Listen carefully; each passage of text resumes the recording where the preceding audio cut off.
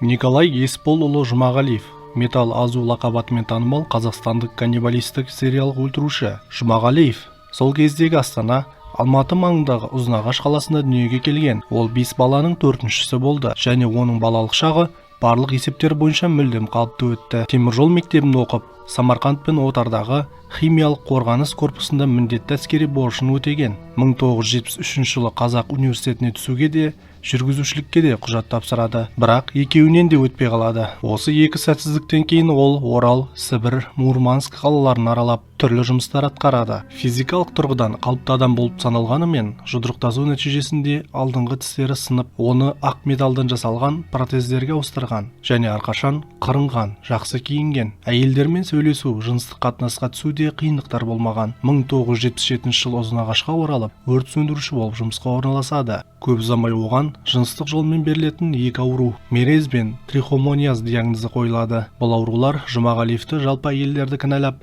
оларға деген өшпенділік сезімін оятады. 1979 жылы қаңтарда Жұмағалиев алғашқы адам өлтіру жоспарын бастайды.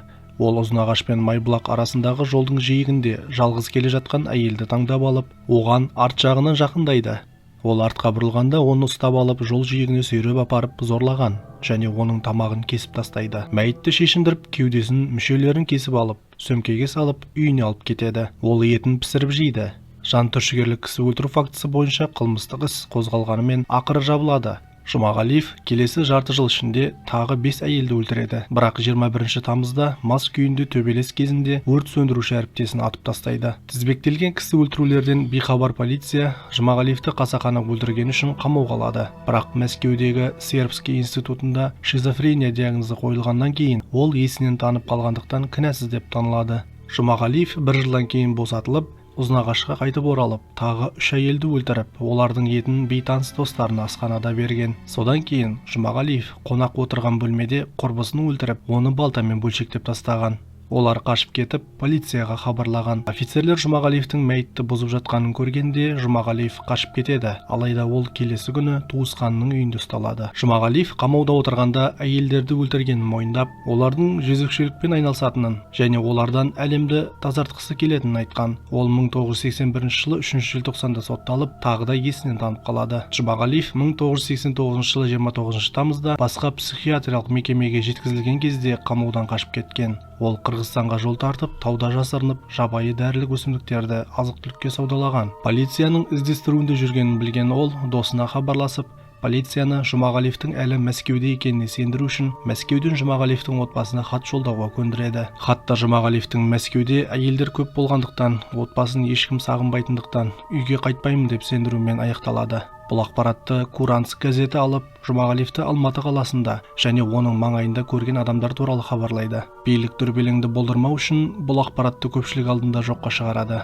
1991 жылы сәуірде Жұмағалиев қашып жүруден шаршап, өзін болмашы қылмысы үшін тұтқындап, жалған құжатпен түрмеге отырғызудың жоспарын жасайды. Ол Өзбекстанның Ферғана қаласында қой ұрлаған. Ұсталғаннан кейін ол ұрлық жасағанын мойындап, Қытай азаматы екенін айтқан. Бірақ ол Кеңес одағына қалай кіргенін түсіндіре алмайды. Ферғана полициясы күдіктеніп, Мәскеуден көмек сұрайды. Соның нәтижесінде мәскеулік тергеуші Юрий Дубягин Ферғанаға сапар шегіп, ол Жұмағалиевті бірден таниды. Жұмағалиев тағы да жындыханаға жіберіледі. КСРО ыдырағаннан кейін аурухана оны есі дұрыс деп тауып, оны туған қаласына қайтаруға бірнеше рет әрекеттенеді. Бірақ жергілікті тұрғындардың қатты қарсылығынан бұл мүмкін болмайды. Ақырында ол Алматы іргесіндегі Ақтас ауылындағы қатаң тәртіптегі психиатриялық емханаға ауыстырылады. Ол бүгінде сол жерде қалып, жөндеуші болып жұмыс істеуге рұқсат алады. Жұмағалиев 3-ші рет институционализациялау кезінде өлім жазасына кесу туралы өтініші сәтсіз аяқталады. 2014 жылы оған 1990 жылы Ақтөбеде студент қызды өлтірді деген айып тағылады. 2016 жылдың қаңтарында WhatsApp пен Facebook желілерінде Жұмағалиев жаңа жыл түні тағы қашып кетті, әйелдерді өлтірді деген қауесет тарайды. Бұл ақпаратты Австралия мен Ұлыбританияның таблоид басылымдары басып алады. Бірақ Қазақстан полициясы Жұмағалиевті қамауға алу туралы бұйрықтың жоқтығын ғана айтты. Ұзынағаштық 21 жастағы студент қыз кейін бұл қауесеттің бастамашысы екені анықталып, қамауға алынады. Жұмағалиев бірінші кісі өлтіргеннен кейін жалғызбасты әйелдерді ғана аулады. Өлтіргеннен кейін пышақ немесе балта қолданып, қанын ішіп бөлшектеп тастайтын болған. Содан кейін ол тоңазытқышқа сақтап, етін, майын және ішкі мүшелерін пісіріп жеген. Кем дегенде бір рет ол етті тұшпара жасау үшін пайдаланған. Өйткені ол оны жоққа шығарса да, тағамның бір бөлігімен достарын тамақтандырған.